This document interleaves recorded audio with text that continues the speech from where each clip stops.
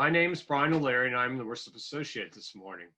Today, we have a special music service featuring our own Mark Doherty, Shubhan Raupach, Bob Heffley, Beverly Gross Spencer, Betsy and Charles Gabriel, Chris Lucius, Meg Ryan, Becky Horner, and special soloist Tom Shoemaker.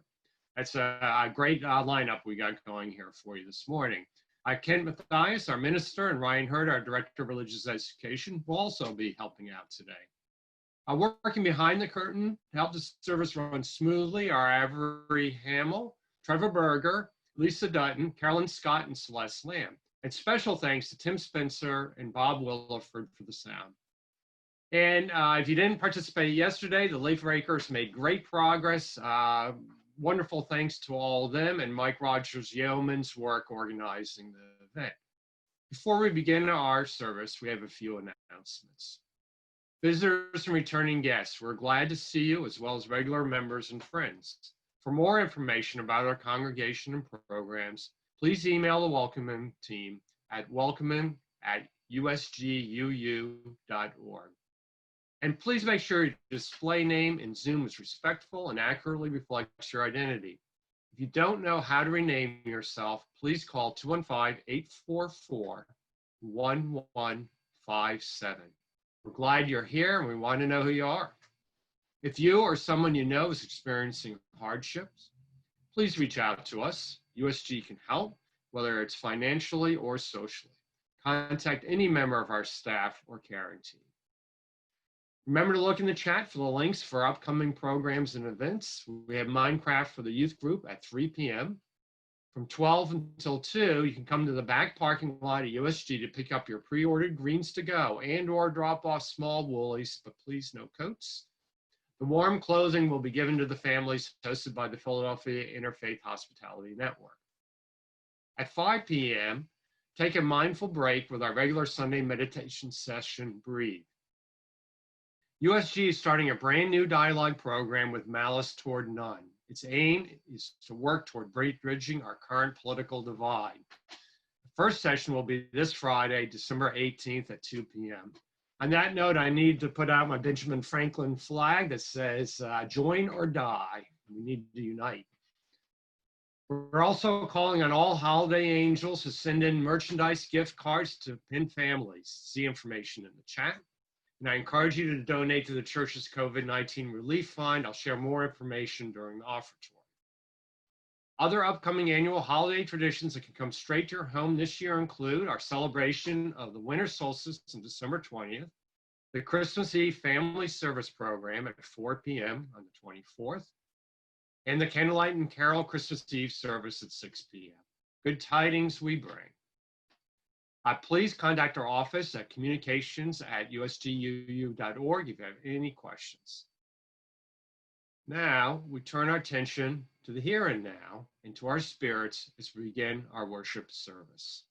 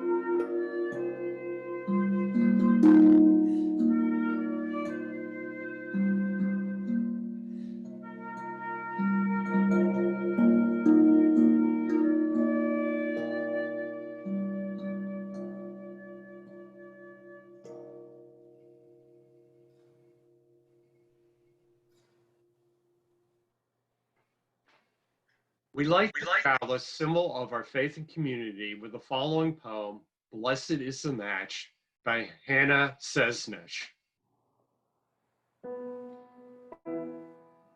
Blessed is the match, consumed in kindling flame. Blessed is the match that burns in the heart's secret places. Blessed is the heart that knows, for honor's sake, to stop its beating. Blessed is the match, consumed in kindling flame.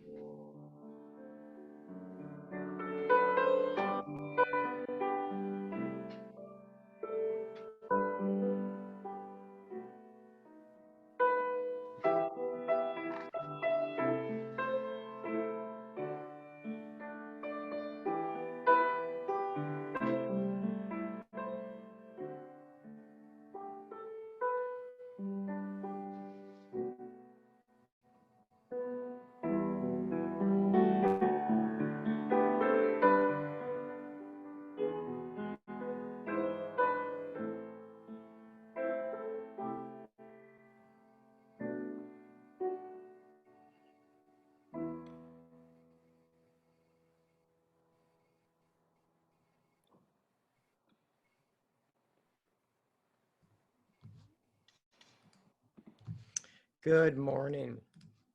I'm Reinhardt. I'm the Director of Spiritual Development here at USG, and I have a story to tell, but before I begin my story, I wanted to say a quick shout out about our family 4 p.m. Christmas Eve service. I want to remind families to consider sending in a picture or a short video of one of your family holiday traditions, exploring it, explaining it, or actively doing it. And if you're a family of one and you have a remembrance you'd like to share, that would be wonderful too. So we're going to feature all of these for our 4 p.m. family service on Christmas Eve, and you can just email me your media, which we'll put in the chat. So now it's time for the story. And so listen up close, and kids at heart, you can scoot right up to that front of the Zoom. Oh, I almost forgot my hat.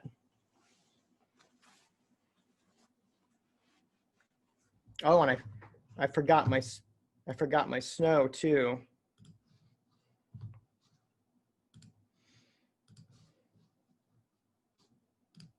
There we go. So now listen, I have Canadian blood, so I'm allowed to wear hats like this in complete seriousness. So I have a story to tell about a boy who loved the outdoors.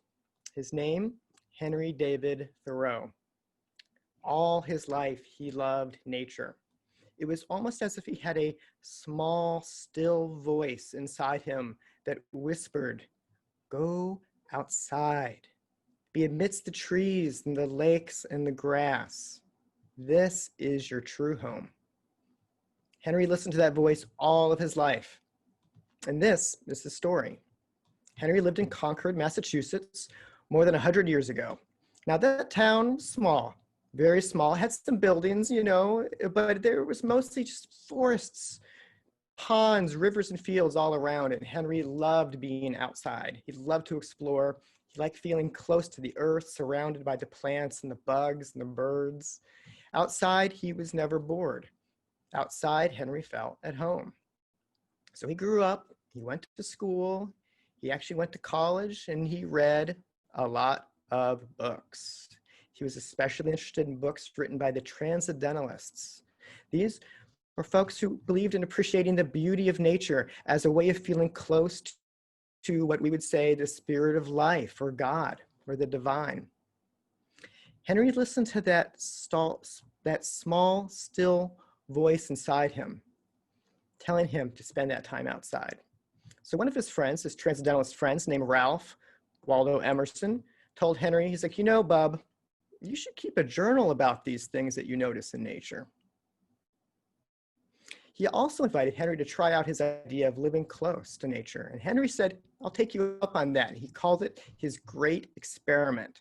He decided to build a very simple home on a piece of land that surrounded Walden Pond. This land was owned by his friend Emerson, who allowed him to live there in exchange for his help for doing some repairs around Emerson's house.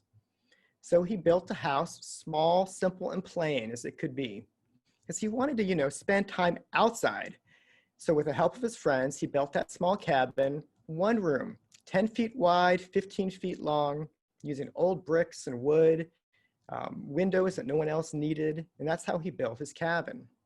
So his friends and family kind of understood what Henry was up to, but the townspeople found his experiment of living in nature weird and confusing. They wondered, why would he want to live this way? But Henry was listening to that small, still voice inside him. He felt at home in nature. So he planted food for himself to eat, and he took care to notice everything around him. And he watched the changes at Walden Pond over the seasons.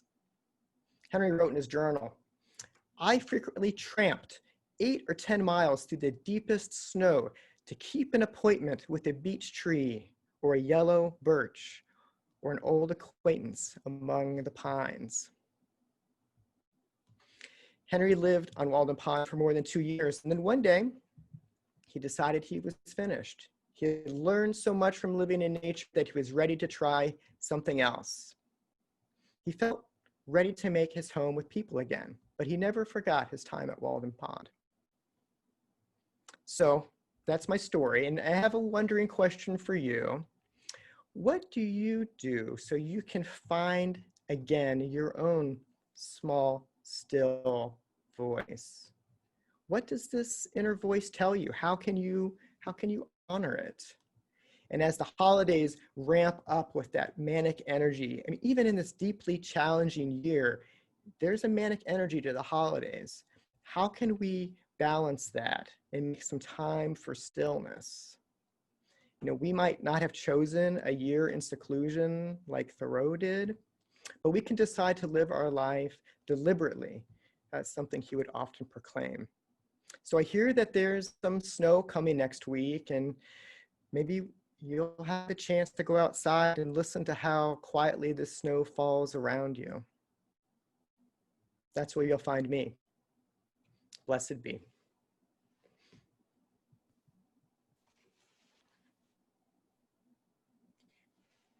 Blessings to you all, and happy Hanukkah on this sun-drenched December morning. Thank you, Ryan, for that story. It was terrific. I feel like I need a hot cup of tea after watching you do that. And thank you so much to Mark Doherty, our magnificent music director, for pulling together all these soloists and instrumentalists today. We are not able to be together in person physically, but we sure are connected spiritually to enjoy this wonderful music service. We give thanks for the celebration of life for David Park, which took place yesterday. Unitarian Universalist minister who, amongst other congregations, served here for 6 years in the 60s. A number of us were part of the cloud of witnesses celebrating David's life yesterday. Folks around the country connecting on Zoom to lift up this theologian, historian, justice warrior, and just really deeply loving man. His love lives on in us. We lift up this morning for concerns, everyone around the globe suffering stricken by coronavirus, folks on the mend and folks in trouble. Fortunately, those of us who have had COVID recently are all reporting recovery. This includes our own John Riley and Susan Deering and their children, Maddie, Duncan, and Vivian, and then Brene Graham and her son, Dallas Jr. So prayers of continued recovery to them. Yesterday, we got sad news that Jerry Caruso had a very difficult week. He had a crisis, being rushed to the hospital. At first, they realized he needed a gallstone removed, and today in Lincoln Hospital, he's having his gallbladder removed. Ryan and I have both spoken with him. He says he's doing okay, and we wish him a good surgery today, a successful recovery as quickly as possible. And we lift up Ann Gwynn and Mel Streeb for the recent death of Ann's mother, Barbara Lawton. Our love is with them.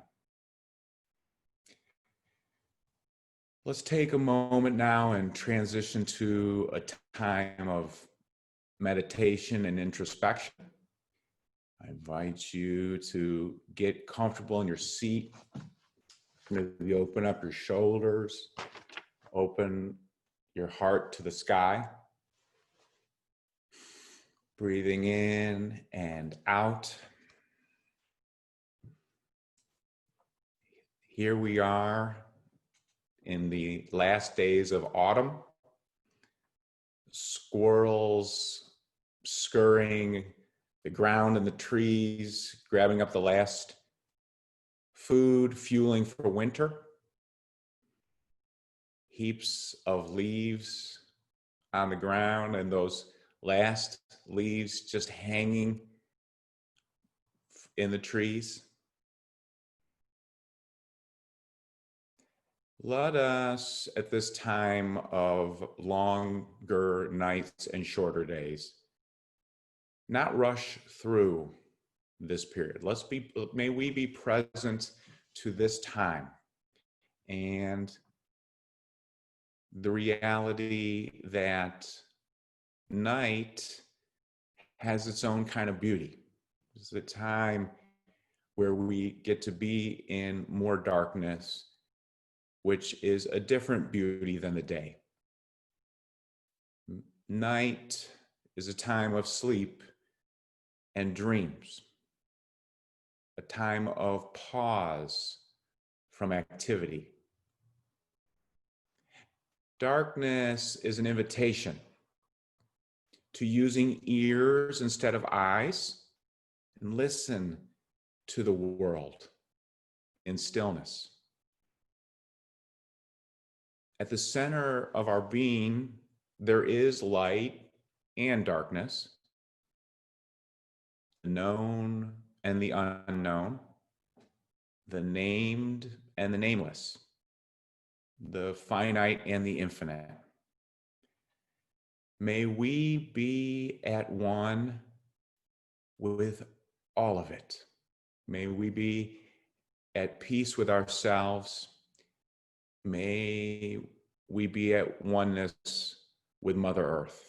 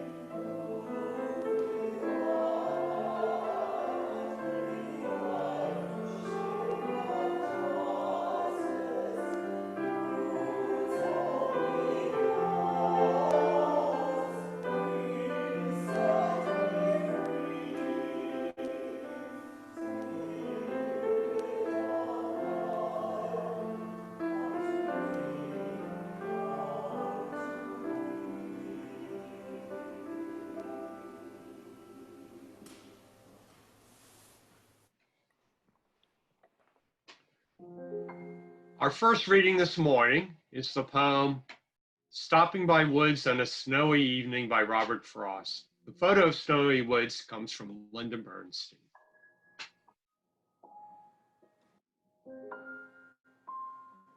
Whose woods these are, I think I know.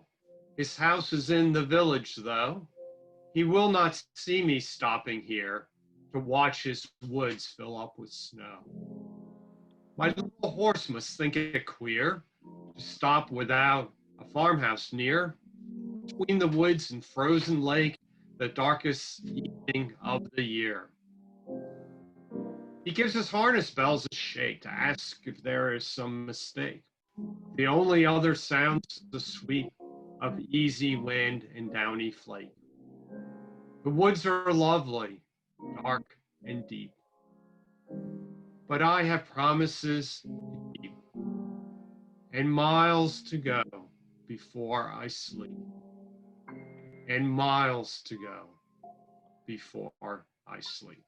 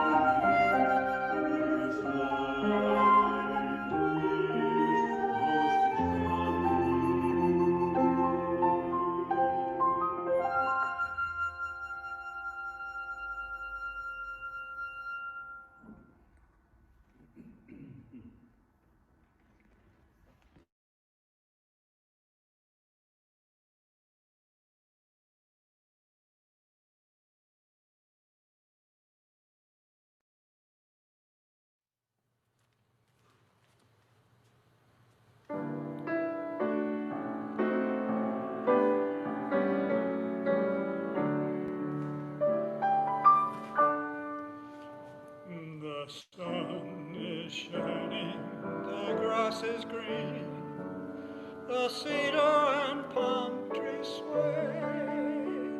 There's never been such a day in old Philadelphia. But it's December the 24th, and I'm dreaming of being of North.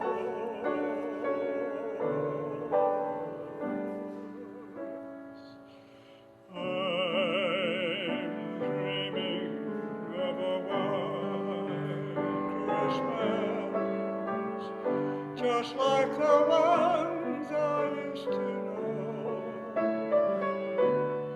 where the treetops glisten and children listen to hear sleigh bells in the snow. I'm dreaming of a white Christmas, with every Christmas card I write. May your days be merry and bright, and may all your Christmases be white.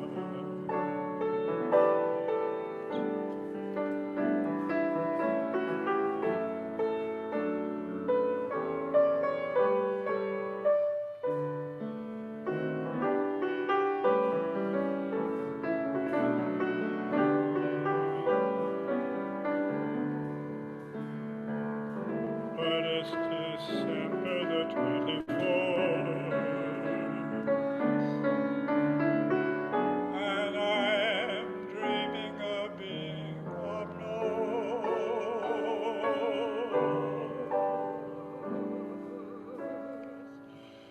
I'm dreaming of a white Christmas, just like the ones I used to know,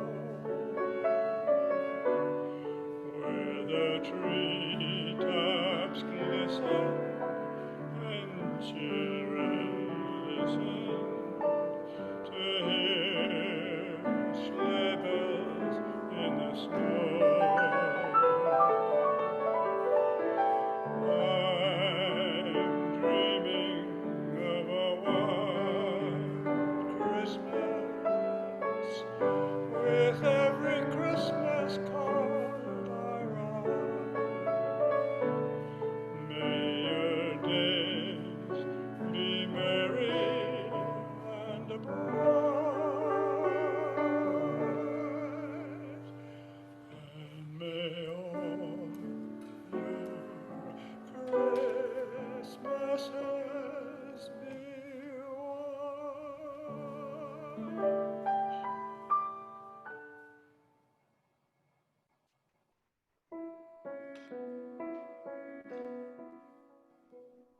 Thank you, Tom and Mark. Our second reading this morning is the poem, The Runes of Hospitality. The author is unknown. I saw a stranger yestreen. I put food in the eating place, drink in the drinking place, music in the listening place, and in the sacred name of the triune, bless myself and my house, my cattle and my dear ones. And the lark said in her song, often, often, often goes the Christ in the stranger's guise. Often, often, often goes the Christ in the stranger's guise.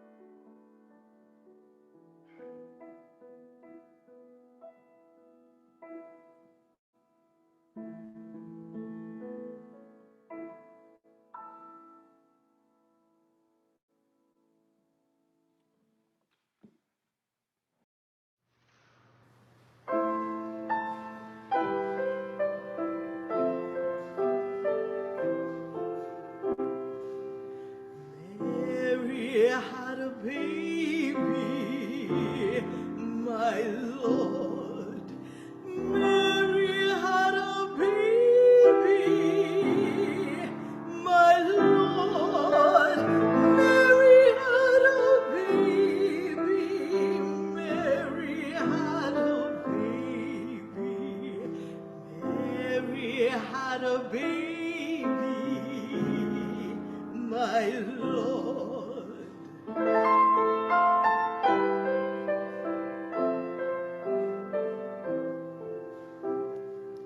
What did she call him, my Lord? What did she call him, my Lord? Mary had a baby, he was called King Jesus. Mary had a baby, my Lord. Where was he born, my Lord? Where was he born, my Lord? Mary had a baby born in a stable. Mary had a baby, my Lord.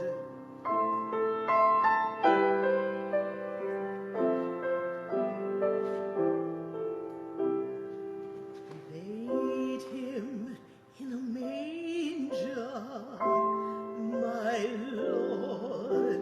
Laid him in a manger, my Lord. Mary had a baby, laid him in a manger. Mary had a baby, my Lord.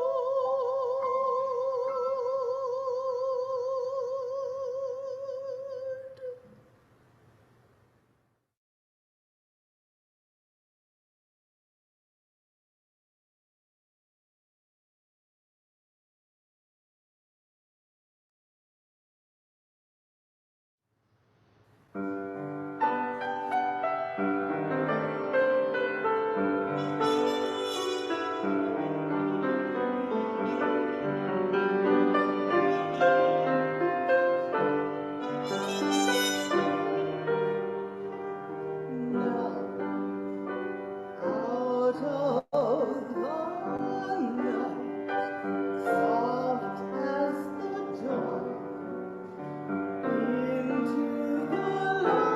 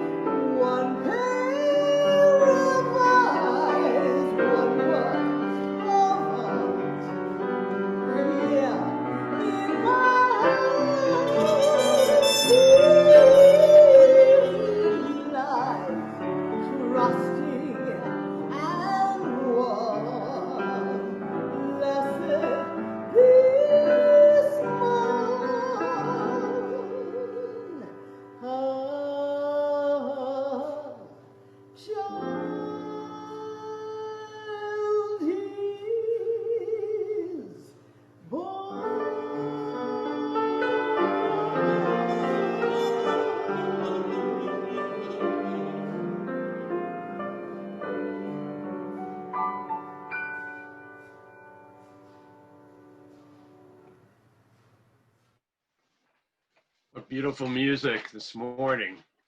This church and congregation are places of love, giving, and community where we support each other in times of need and work to make the world a better place.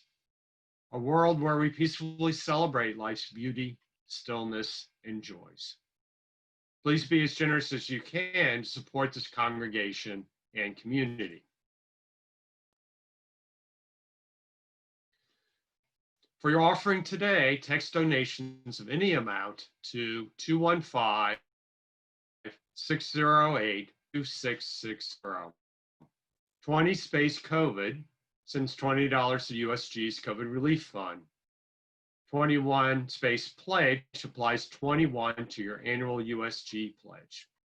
20 space Sun sends $20 to the General Sunday Plate. You may also give to USG online at usguu.org/give or send a check into the church office. Instructions are also in the chat.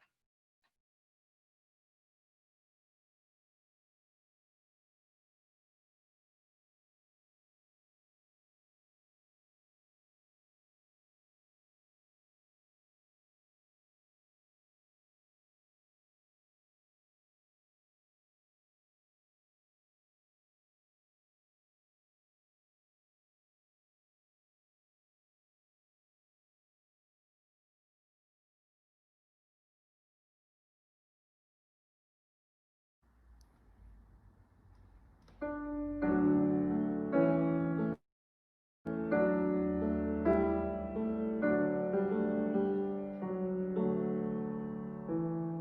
of love and light,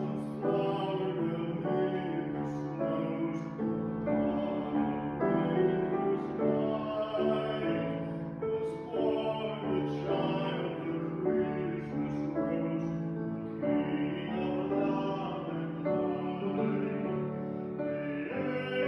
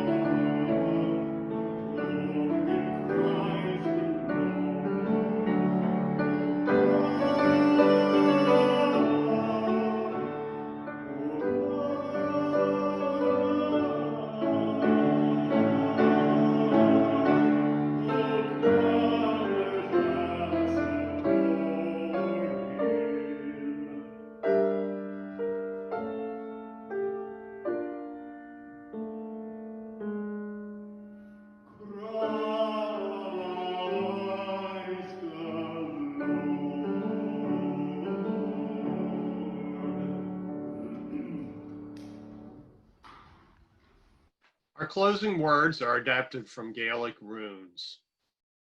Deep peace of the running wave to you. Deep peace of the flowing air to you. Deep peace of the quiet earth to you. Deep peace of the shining stars to you. Deep peace of the infinite peace to you. I will now extinguish the chalice as we return to our lives of community and service. All are invited to linger for fellowship in the breakout rooms after the postlude. You don't need to do anything but wait for the Zoom room manager to whisk you into one. Once again, great thanks to our musicians and technical folks. Blessings to you in the coming week, and please pass the virtual piece to your neighbors.